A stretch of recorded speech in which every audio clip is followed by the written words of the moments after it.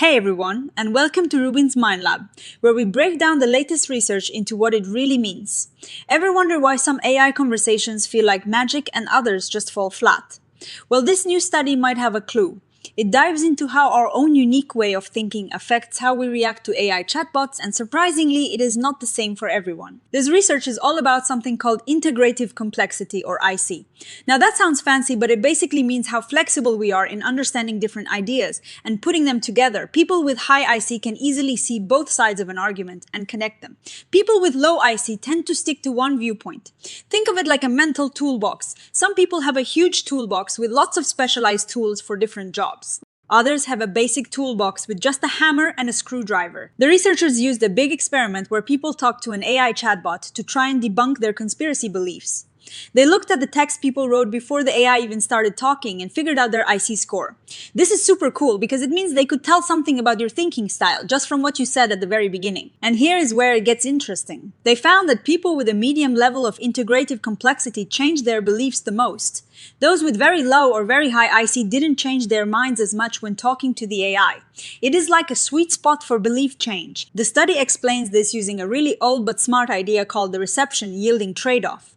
Imagine you are trying to convince someone of something first. They have to receive or understand your argument. Then they have to yield to it or agree with it. For people with low IC, they might have trouble even understanding complex arguments, so they don't change their minds much. For people with high IC, they might understand perfectly well, but their minds are already so well organized with their own beliefs that new information has a hard time changing them.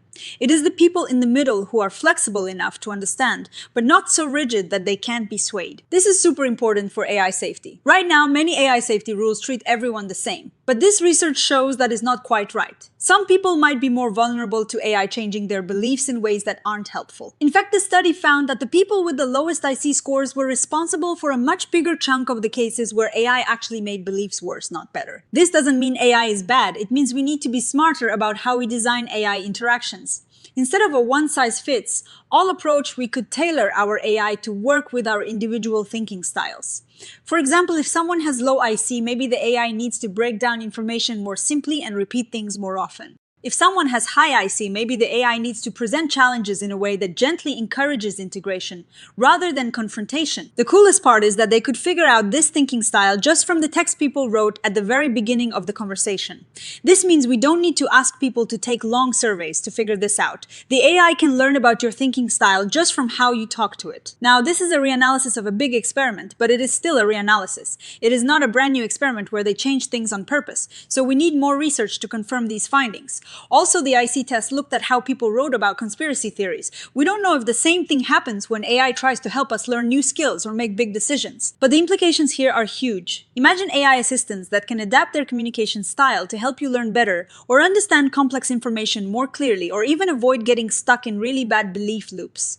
This study opens the door to AI that is not just smart but also understands how we think. It is moving towards AI that works with us rather than just at us. It really highlights how important individual differences are. We're not all the same, and our interactions with technology, especially AI, shouldn't be either. By understanding things like integrative complexity, we can start to build AI that is not only more effective but also safer and more supportive for everyone. What do you think about this idea of AI adapting to our thinking styles? Let me know in the comments below. And if you found this breakdown helpful, please give this video a like and subscribe to RUBIN'S Mind Lab for more science explained. Simply, thanks for watching.